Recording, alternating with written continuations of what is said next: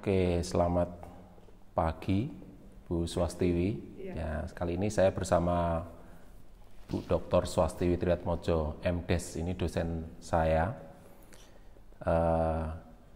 Kita akan berbincang tentang 70 tahun ASRI ya. Buku ini menarik karena bagi saya yang mahasiswanya Ibu banyak belum tahu tentang cerita-cerita atau sejarah kita, terutama prodi desain interior di masa yang lalu. Nah, saya ingin menggali, mungkin untuk awal Bu Swastiwi bisa bercerita tentang prodi kita desain interior, tapi di masa-masa awal. Ya. Monggo Bu, silakan. Ya, kalau bercerita tentang awal berdirinya desain interior, mungkin kita bisa mulai dari judul nama dari departemennya yang waktu itu bernama REDIK ya, kependekan dari reklame, dekorasi dan ilustrasi grafis. Nah, ketika itu sebetulnya sudah sejak awal ketika ASRI berdiri itu sudah ada, sehingga mungkin kita patut bersyukur juga bahwa sebetulnya benih-benih dari dekorasi atau desain interior saat ini sudah sejak awal dari berdirinya ASRI itu sudah ada. Nah, itu bergabung dengan 3 jurusan dalam REDIK itu mungkin sampai tahun 1966 ya. Kemudian baru ketika Pak Widayat yang pulang dari studinya di Jepang datang ke sini, kemudian ada juga peristiwa-peristiwa lain di mana kemudian 3 jurusan ini kemudian berdiri sendiri-sendiri. Oke. Di mana kita sebagai jurusan atau prodi menjadi seni dekorasi ketika itu. Nah, itu berlangsung sampai seni dekorasi mungkin berlangsung sampai 1969-an ketika kemudian kita menjadi Diruda 67 itu kita menjadi STSRI ASRI ya. Yeah. Kemudian kita masih pakai seni dekorasi dan seni dekorasi itu kemudian menjadi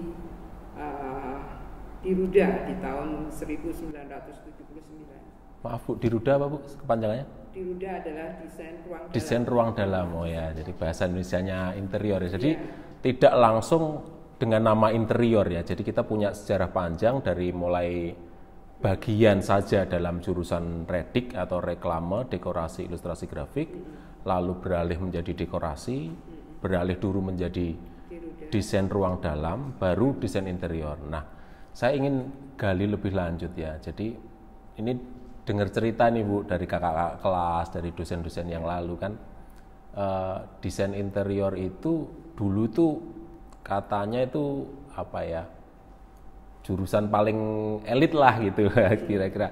Dulu pernah dengar cerita seperti itu. Nah, itu kira-kira pengaruhnya apa atau apa yang mempengaruhi kenapa jurusan kita dulu itu disebut jurusan elit gitu misalnya. Mungkin Ibu bisa cerita. Ya, mungkin bisa dikatakan elit itu gini. Jadi di satu sisi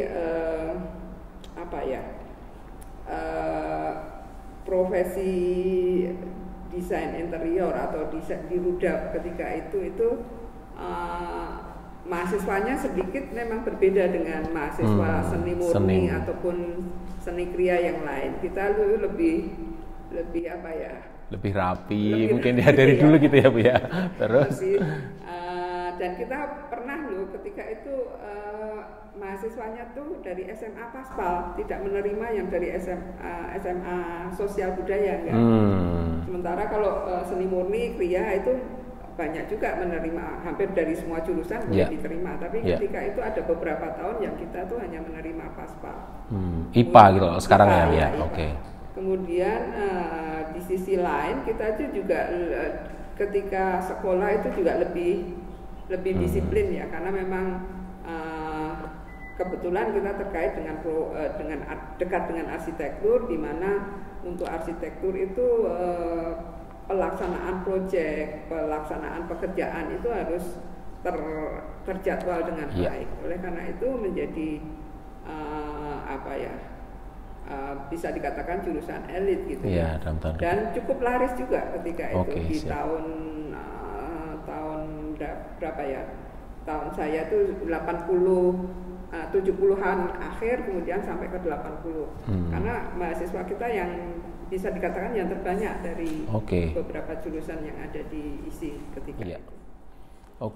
Nah, saya ingin menggali lagi tentang peran-peran ya. Jadi pernah saya mendengar cerita dari dosen-dosen, dari kakak kelas tentang desain interior ISI Jogja yang dulu bernama Diruda itu kan meskipun berada di Jogja ya, jauh dari Jakarta istilahnya beberapa jam dari Jakarta, tetapi peran kita sebagai sebuah program studi desain interior itu kan pernah suatu kali itu sering diminta tolong lah oleh pemerintah, oleh negara, oleh pusat untuk terlibat dalam proyek-proyek yang dalam tanda kutip proyek-proyek besar ya, proyek-proyek mercusuar yang menarik.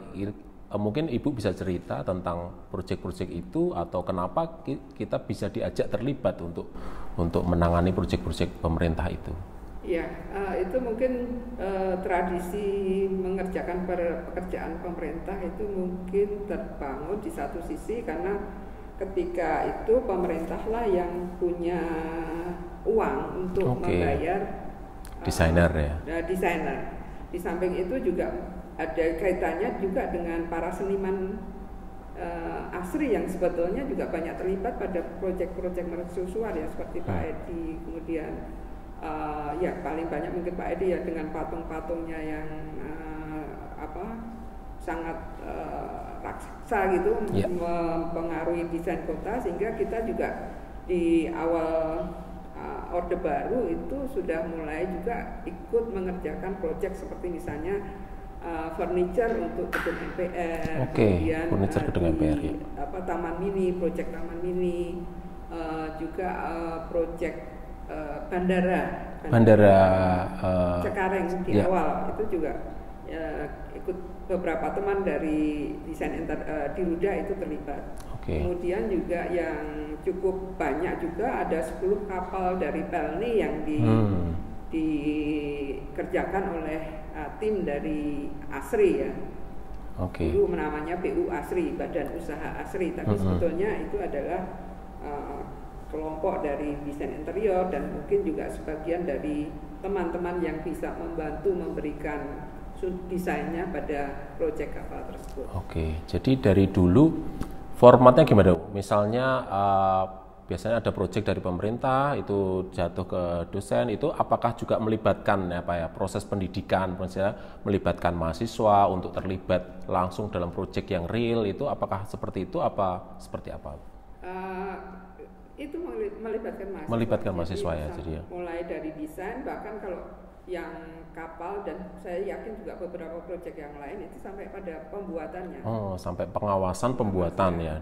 Itu di negara mana Bu itu untuk pembuatan kapal? Kalau kapal di Jerman. Di Jerman ya. Papenburg. Di Papenburg ya. Di Papenburg itu sampai mengajak mahasiswa untuk terlibat dalam pengawasan langsung di Jerman ya berarti ya. Ketika instalasi.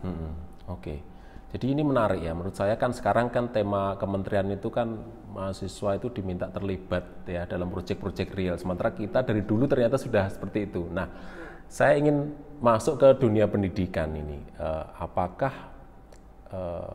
ada perubahan? Misalnya kan tadi dari dekorasi menjadi Diruda, ada desain interior, ada terlibat langsung di masyarakat, ada kurikulum kan berganti. Mungkin bisa Ibu cerita tentang apa sih yang bedanya? Dulu nih ada mata kuliah tertentu yang sekarang nggak ada, atau sekarang ada gara-gara apa? Mungkin Ibu bisa cerita tentang itu. Iya, mungkin ketika di awal-awal masih redik itu kita masih banyak mata kuliah kita yang spesifik terkait dengan ruang dan interior itu masih sedikit. Tapi kemudian ketika seni dekorasi itu sudah semakin banyak. Dan ketika kita menjadi ISI itu semakin jelas kurikulumnya.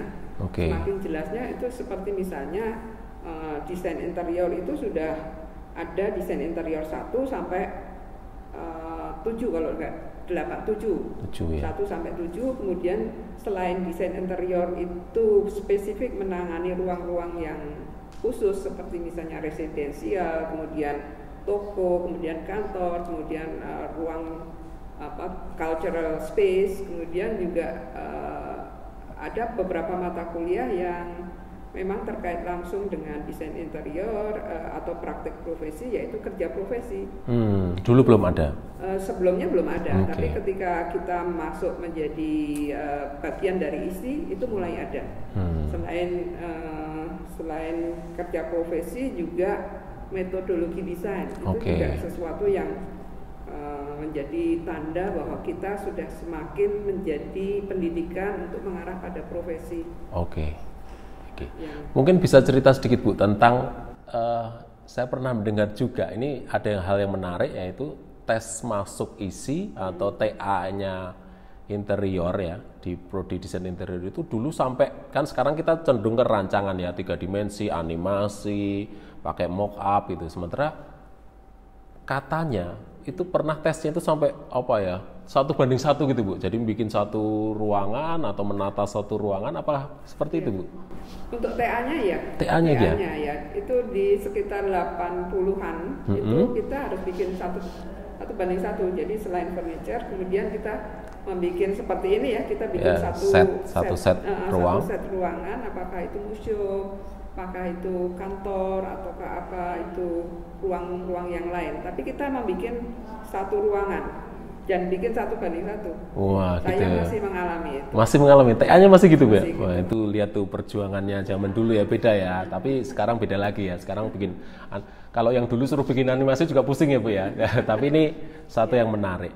Nah, berikutnya kan ini punya sejarah panjang ya, desain interior, dari mulai dekorasi, diruda, cerita-cerita kisah yang seru-seru lah ya. Tapi pernah nggak Bu, interior itu mengalami masa terpuruk gitu ya? Saya ingin menggali apakah pernah sih, kayak di seni rupa kan ada boom seni rupa, lukisan laku sekian miliar, terus lama-lama ada juga pas sepi nih, pelukis nggak ada yang beli gitu. Tapi di interior kan tadi ada boom ya, ikut terlibat proyek pemerintah dan sebagainya. Tapi ada nggak masa sulit kita itu kapan Bu?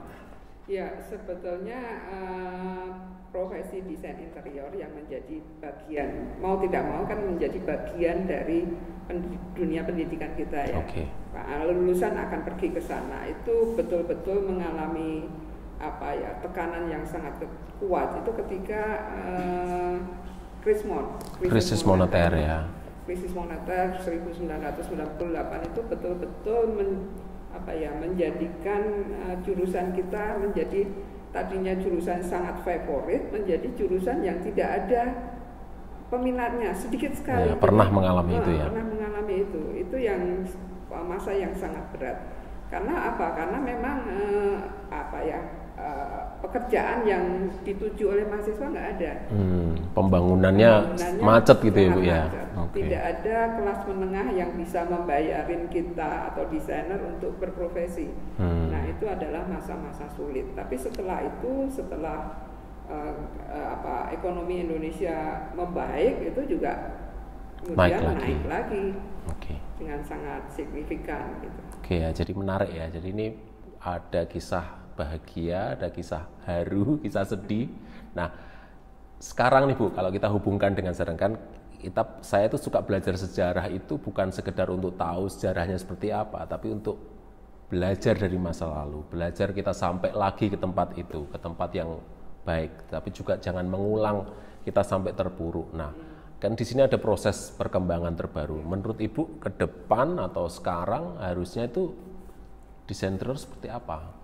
Iya, kalau sekarang itu perkembangan desain dan mungkin juga seni rupa yang lain itu sangat dipengaruhi 4 hal. Jadi entrepreneurship, kemudian ekonomi berbasis pengetahuan, dan kemudian ini berkaitan langsung dengan ekonomi kreatif. Dan yang selanjutnya adalah mobilitas pekerja ya. Jadi sekarang mobilitas pekerja itu tidak hanya lulusan sini bekerja di Indonesia, tapi bisa bekerja di negara lain di ASEAN atau di negara Asia yang lain, bahkan mungkin ke Eropa dan ke Amerika. Sehingga harusnya pendidikan desain dan pendidikan, saya pikir pendidikan yang lain itu juga harus memungkinkan hal itu terjadi, sehingga mahasiswa setelah lulus sangat mungkin bekerja tidak hanya di Indonesia tapi di negara-negara lain. Nah, itu yang mungkin perlu kita perhatikan ke depan. Dan tentu saja teknologi sekarang sudah sangat maju, sangat mempengaruhi apapun kehidupan kita saat ini dan ke depan tentunya. Itu Oke. Kalau ini Bu, misalnya saya hubungkan lagi ya dengan ke depannya. Dulu kan interior atau isi itu terkenal dengan skill manual ya, skill yang luar biasa hebat. Nah, sekarang ke depan kan skill itu kan berubah ya, kebutuhan skill itu berubah. Nah, untuk mendukung yang tadi entrepreneur, apa kira-kira kita harus gimana nih Bu? Skill apa yang perlu kita pegang? Gitu? Skillnya itu satu, kreativitas itu tetap. Kreativitas tetap ya, rohnya isi banget ya Bu ya. Itu tetap. Kemudian yang berikutnya mau tidak mau sekarang itu critical thinking juga perlu. Ya, berbasis pengetahuan tadi ya, critical thinking. Ya, itu harus kita punyai. Karena desainer itu memang harus dua itu. Kita tidak bisa hanya kreatif saja atau hanya critical thinking saja, tapi harus kombinasi dari dua hal yang sangat saling berkaitan ini. Ini seperti dua sisi mata uang ya. Jadi tidak bisa meninggalkan salah satunya. Dan sekarang terkait dengan pandemi itu yang sangat penting, kemarin juga muncul di pembicaraan internasional adalah sebetulnya resilient dan adaptasi.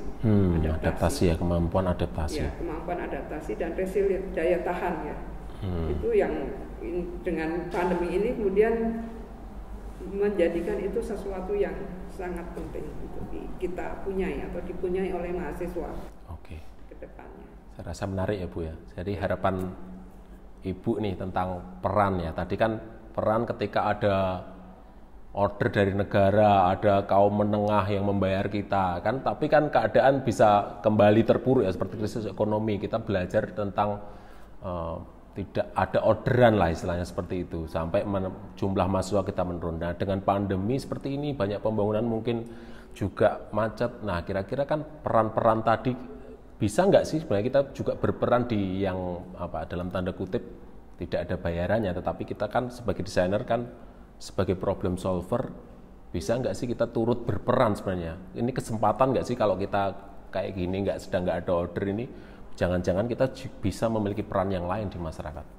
Kayaknya itu yang memang dibutuhkan tadi ya. Desainer itu perlu mempunyai inisiatif-inisiatif. Oke, inisiatif ya Bu. Lebih berinisiatif ya Bu ya. Berinisiatif, kemudian tadi bagaimana kita bisa beradaptasi dengan situasi yang baru. Itu saja mungkin ya. Oke. Menarik Bu, perbincangannya masih banyak ini cerita-cerita di sini, tetapi saya rasa beberapa poin saya tangkap ya buat kami yang muda-muda bisa belajar dari sejarah yang dulu. Semoga ke depan desain interior, prodi desain interior terutama ASRI memiliki perkembangan yang baik, bisa lebih berperan di masyarakat. Saya rasa terima kasih Bu waktunya. Semoga ISI semakin maju, ASRI semakin maju. Oke, terima kasih. Terima kasih Bu. Oke.